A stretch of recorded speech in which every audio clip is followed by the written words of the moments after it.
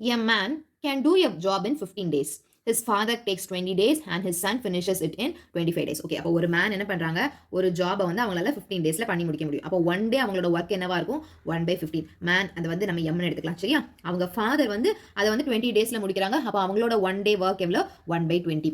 சன்னுக்கு எவ்வளோ, 25 days. So 1/25. Okay, புரிஞ்சுச்சா? அந்த மேனோட ஒன் டே ஒர்க் 1/15, ஃபாதருக்கு 1/20, சன்னுக்கு 1/25.